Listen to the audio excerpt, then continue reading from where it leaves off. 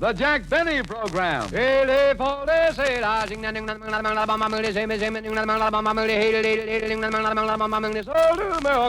Lucky Strike means fine tobacco. LSMFT, LSMFT, LSMFT. You said it. Yes, sir. Lucky Strike means fine tobacco. At 47, audibility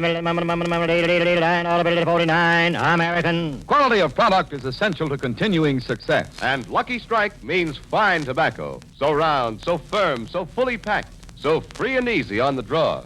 When it comes to real, deep-down smoking enjoyment, remember these 5 words. Lucky Strike means fine tobacco. Yes, Lucky Strike means fine tobacco. The finer, the lighter, the naturally milder Lucky Strike tobacco. So for your own real deep-down smoking enjoyment, smoke that smoke of fine tobacco, Lucky Strike. So round, so firm, so fully packed, so free and easy on the draw. And for that Christmas present, remember... LSMFT. Suggestion, a carton of cigarettes for Christmas. No gift offers so much for so little. So say Merry Christmas with a carton of Lucky Strike.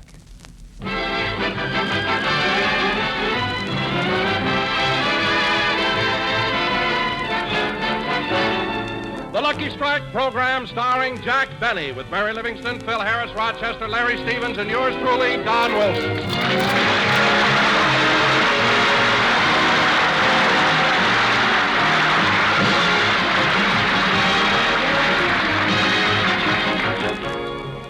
Ladies and gentlemen, 2 weeks ago, Jack Benny had dinner at Mr. and Mrs. Ronald Coleman's house. And tonight, as a typical good neighbor, Jack has invited the Colemans over to his house. So let's go out to Beverly Hills, where we find Jack preparing for the arrival of his distinguished guests. Well, I'm almost dressed, Rochester. How do I look in my striped pants and swallowtail coat? You look like a master of ceremonies at Forest Lawn. I do not. Now, Rochester, when you're serving dinner tonight, remember, serve the tomato juice first, then the salad, then the meat, and then the vegetables. I'm glad you brought that up, boss. I wanted to ask you about the peas. What about the peas? Do you want me to spoon them out or count them out?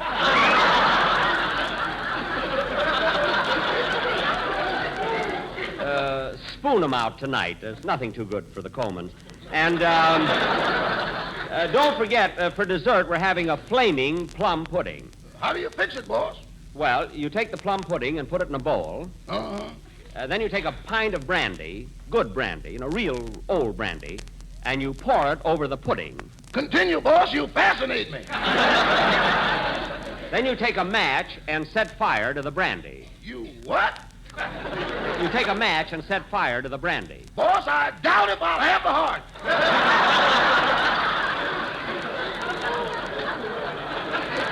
Well, just do as I tell you. See you later. Jingle bells, jingle dum-da-ding, dum-dum-dum-dum. Gee, I hope the gang got all those contest letters cleaned up. I don't want the Colemans to find out that so many people can't stand me. Well, kids, are you about finished with the mail? We're all through, Jack, except for those entries over there in the corner. Why haven't you opened those? They're still ticking. Ticking? You mean... Hey, there's one that's smoking. Quick, Don, throw it out the window. Okay. I wonder why they...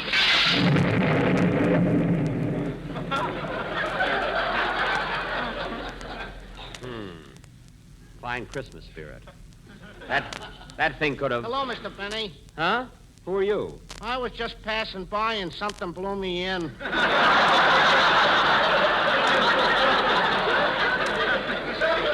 Oh, well, Merry Christmas. The same to you. Goodbye. Goodbye.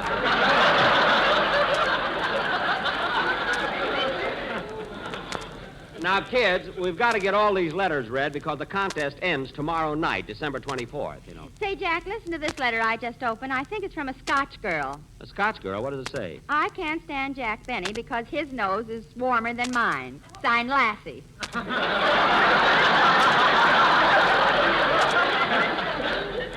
Oh, she's just mad because she read that big story about me in Newsweek. Anyway, kids, never mind the rest of those letters. Mr. and Mrs. Coleman will be here for dinner soon. I also invited their friend, Jack Wellington. So please be on your best behavior. Especially you, Phil. Me? Yes, you. Just for tonight, don't bring your jug to the table with you. Please. Now, wait a minute, Jackson. Have you ever tried eating that meat straight? I know it's awful, Phil, but do it just as a favor to me. And another thing, Phil. When you take the jacket off the baked potato, you're not supposed to go...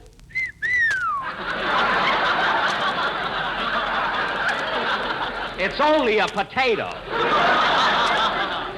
And Don... Yes, Jack. Don, when Rochester offers you a third helping, try to refuse, will you? Or at least say well before you dive in. And Mary... Oh, Jack, don't try to tell me anything about eating. You better listen to him, Livy. He was eating 30 years before you were born.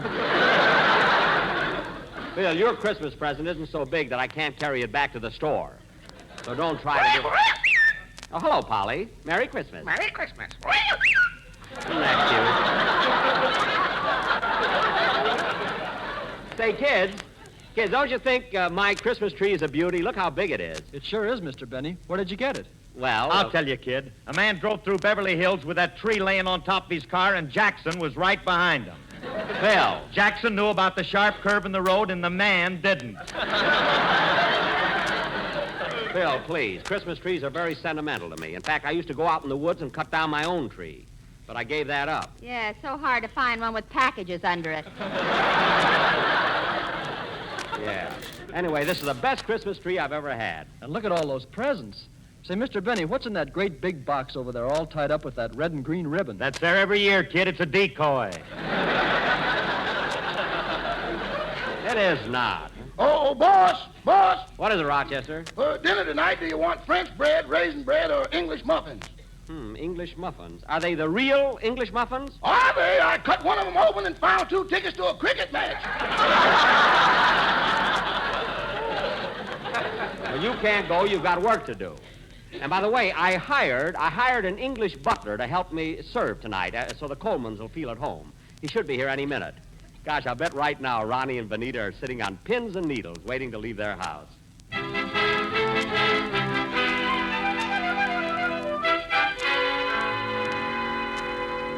Oh, Ronnie! Ronnie, where are you? Right here in the library, Benita.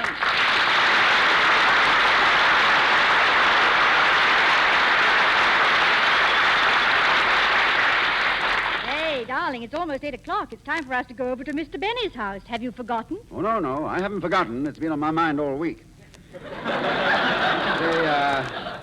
Perhaps we can phone and make some excuse. No, darling, we can't do that. He's probably gone to a great deal of trouble preparing dinner. In fact, just this afternoon, his butler... what's his butler's name again? Manchester?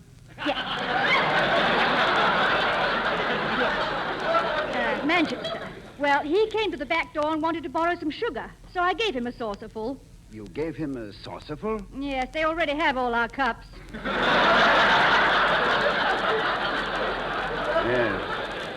Yes, I wondered why Sherwood served my afternoon tea in a Dixie cup. But I guess you're right, Benita. Maybe we should go. I'll never forget when Benny invited us to his house 3 years ago and we didn't show up. You know, it made him so angry, he wrote a letter to Britain asking for his bundle back. Yes,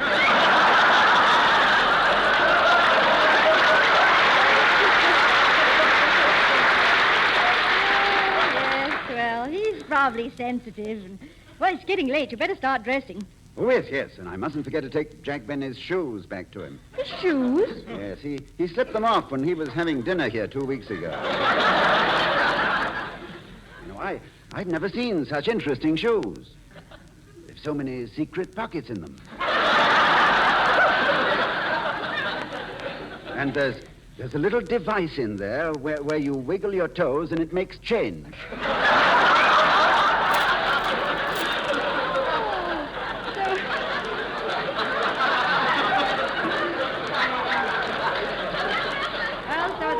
Belong to Mr. Benny. I should have known they weren't yours when I saw the box spring in the arch support. Yeah, I noticed that, too.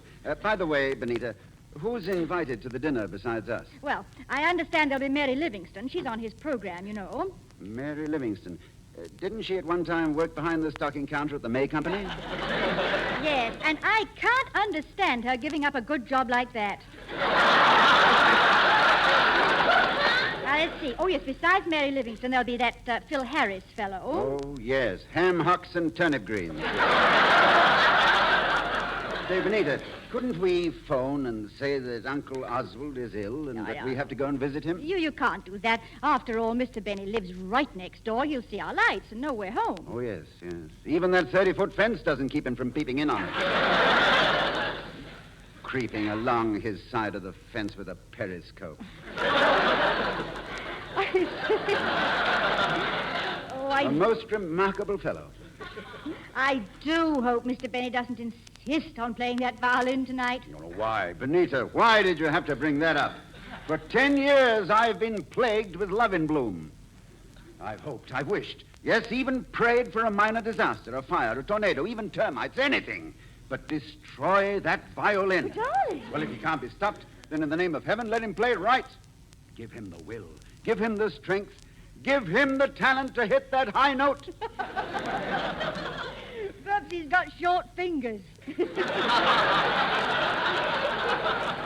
Well, every day for 10 years, it's been love in bloom. And now it's a new one. Kiss me once and kiss me twice and da-da-da-da-da.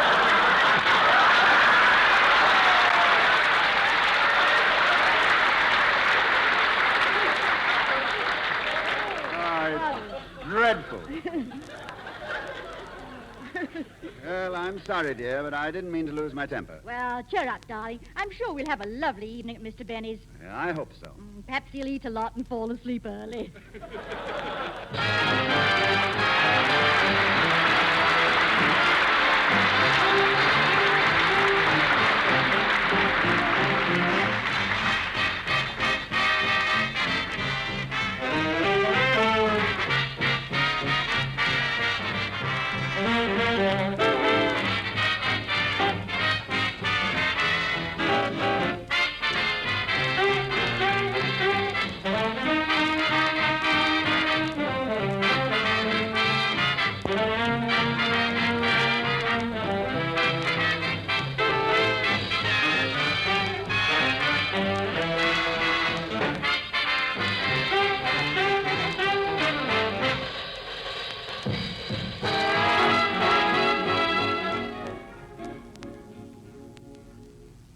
Jack, do you want to come in the dining room and see if the table looks all right? In a minute, Mary. I'm busy.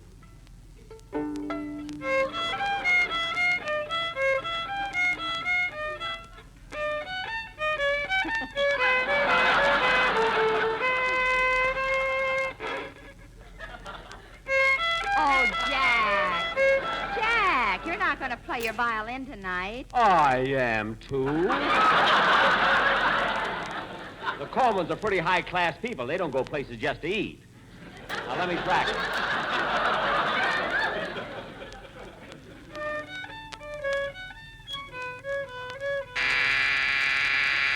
I'll have to get a new string. That was the door buzzer.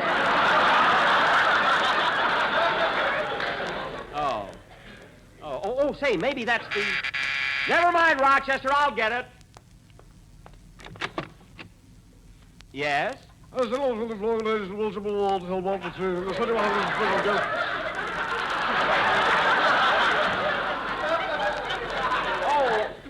yes, you're the English butler I ordered.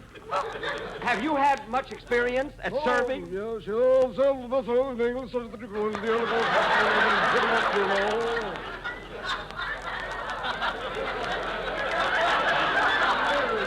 Well, good.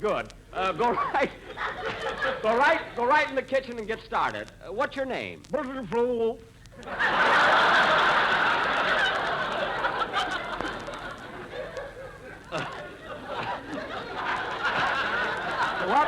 was that?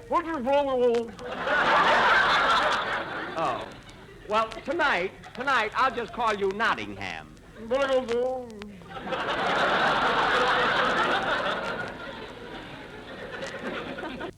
Jack, who is that? It was the English butler I hired. For tonight, I'm calling him Nottingham. Do you think that's English enough? Why don't you call him the White Cliffs of Dover? No, that's too long. Maybe Hey, Jackson, why don't you call him Heathcliff? Heathcliff? Sure, you're trying to pull a bluff. Oh, Oh, Philsy, they ought to hang you up instead of your stocking. You can say that again. Oh, that must be the Colemans now. I'll get it. No, Rochester. That's why I got the English butler. Nottingham, answer the door, please.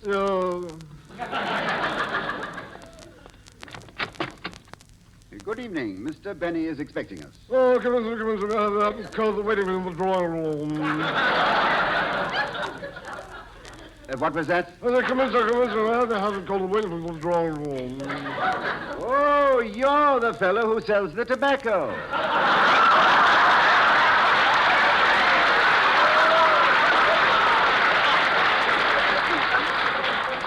Oh, Ronnie, Bonita, I'm glad you came so early. Hello, Jack, old boy. So good of you to have us over. Oh, it's a pleasure indeed. Nottingham, take Mr. and Mrs. Coleman's hat, coat, and canoe.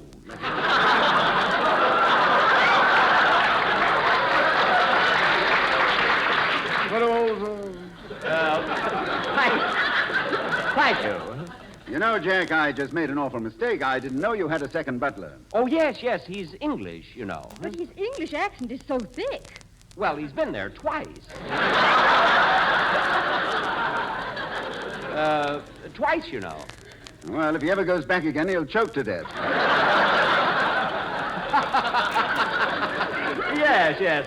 Come, let's go into the drawing room. By the way, Mr. Benny, where is Manchester? What? What did you say? Where is Manchester? Oh, Manchester. Well, you go out Sepulveda Boulevard, through Culver City, you turn left at the second traffic light. Jack, Benita means Manchester, your butler. Oh, that's Rochester. Rochester. Let Nottingham do it. I'm not talking to you. Benita, my butler's name is Rochester. He's in the kitchen getting dinner ready. Come, let's go into the drawing room. I want you to meet my associates. Here we are, Mr. and Mrs. Coleman. This is my radio cast. How do you do? How do you do, Mr. and Mrs. Coleman? Hiya, Ronnie. Bonita, what do you hear from the tea and crumpets?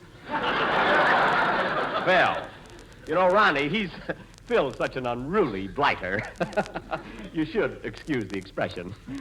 By the way, Ronnie, I have a little surprise for you this evening. I also invited your friend, Jack Wellington, to dinner. Wellington, splendid. Did you hear that, Benita? Yes, isn't that nice? Sit down, folks. We'll have cocktails in just a few minutes. I hope you'll pardon the way my house looks, but I've been so busy opening mail. Oh, that reminds me. How is your I Can't Stand Jack Benny radio contest coming along? Oh, wonderful. Of course, it ends tomorrow night. So, Benita, if you want to get your letter in, be sure it's postmarked before midnight, December 24th. You know, Jack just received a citation in Congress because of all the national unity his I Can't Stand Jack Benny contest is promoting. Was that national unity? Yes, it's the first time in history that the Republicans and Democrats agree on the same thing. Yes, sir, that's me. Yep. Oh, Ronnie, look at that Christmas tree. Isn't it beautiful? Yes, it certainly is. I suppose you folks have a nice Christmas tree, too. Well, we bought a nice tree, but while we were driving home, a peculiar thing happened. Yes, Ronnie made a sharp turn, and that's the last we saw of it. Oh, that's a shame. Well, how about some cocktails? What would you like, Ronnie? Oh, nothing right now, thanks, Jack, but after dinner, perhaps a little B&B. Oh, so will I. For dinner, I always have an S&S. S&S. Now, what's that? Half soda and half sympathy soothing syrup. Yes, it's awfully good. What? Oh, he must mean that Wellington is here. Oh, come right in. Hello, Benny, old boy. Ronnie, Benita. Wellington. Mr. Benny told us you were coming. Mr. Wellington, this is my radio gang here. It's Mary, Phil, Don, and Larry. Well, we're all here now. Hey, Wellington, you lost half your glasses. Phil, that's a monocle.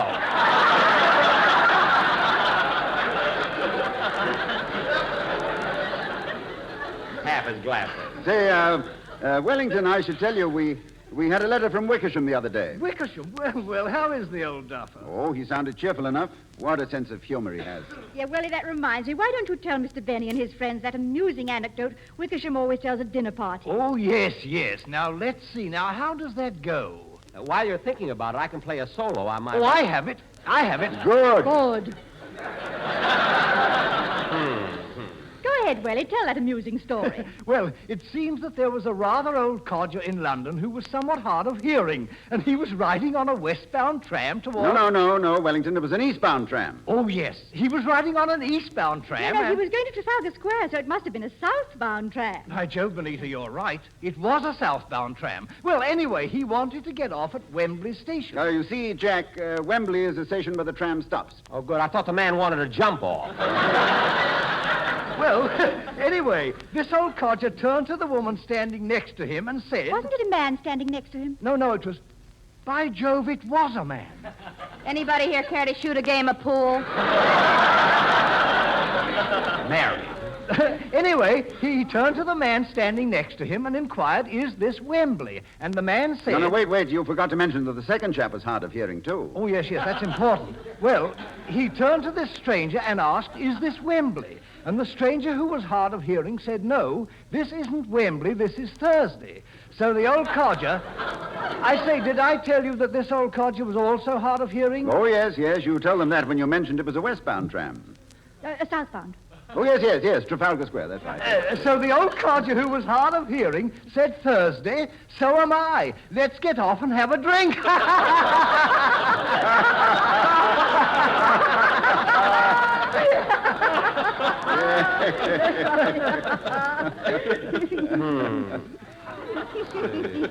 Southbound tram, Trafalgar Square. Oh, it was a very amusing story, Mr. Wellington. Very funny. Would you folks care for a cigarette? Yes, Thank you.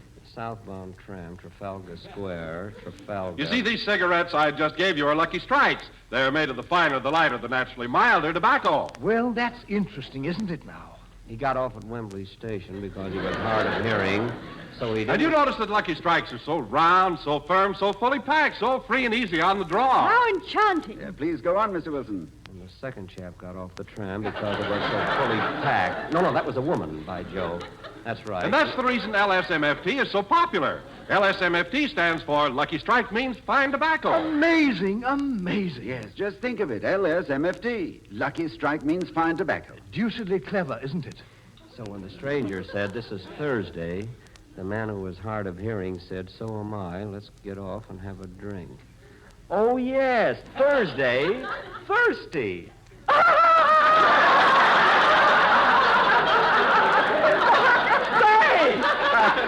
That is a clever anecdote. Yes, sir. Oh, that's a honey. Oh, here come the cocktails. Set them right over here, Nottingham. Oh.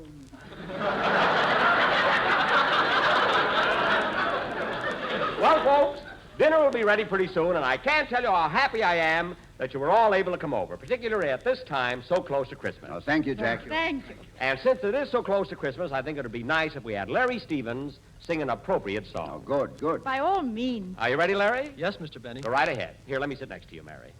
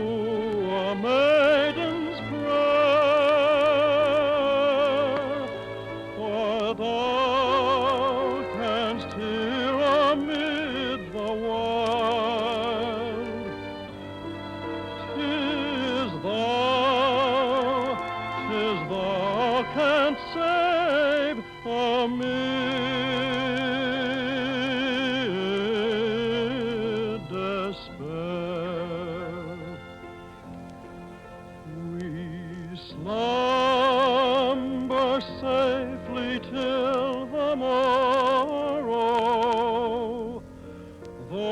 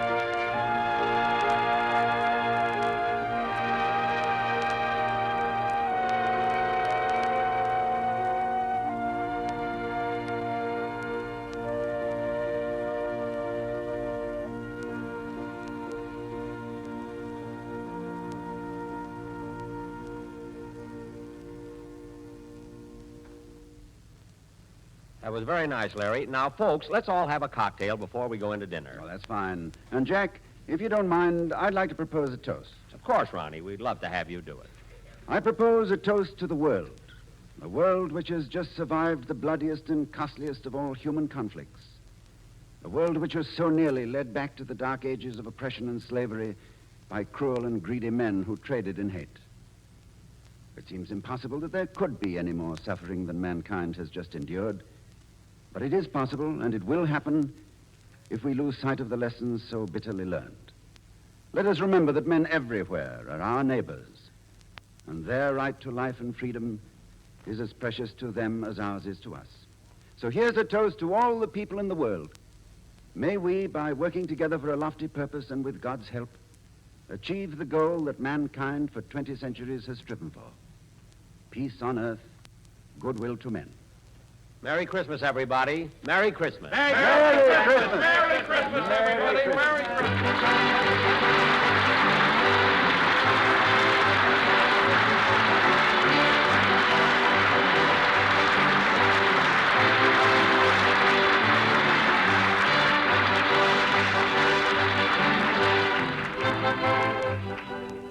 Thanks again to Mr. and Mrs. Ronald Coleman and their friend, Mr. Wellington, for spending the evening with us. And I and my whole gang want to wish everybody everywhere a very Merry Christmas. Good night.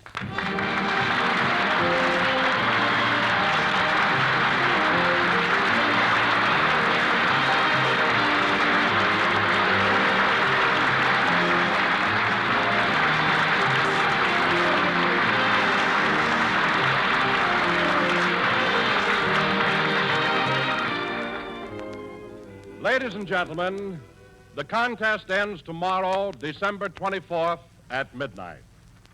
If you haven't sent in your entry, do it now. Just complete this sentence, I can't stand Jack Benny because, in 50 words or less, and mail your letter to the Jack Benny Contest, Hollywood 28, California. Prizes would total $10,000 in victory bonds, and in case of a tie, duplicate prizes will be awarded. The Board of Judges include Goodman Ace of the Easy Aces and Peter Lorre. And the supreme and final judge will be the Honorable Fred Allen. The decision of the judges will be final, and all letters become the property of Jack Benny, including the rights to publish. This contest is open to everyone except the employees of the American Tobacco Company, its agents, and the National Broadcasting Company. It is subject to all federal and state laws and regulations. This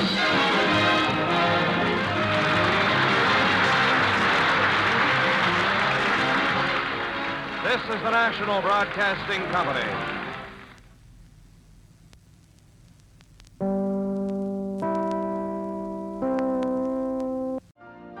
You've been listening to the OTR Gold Network. Find more classic radio at otrgold.com.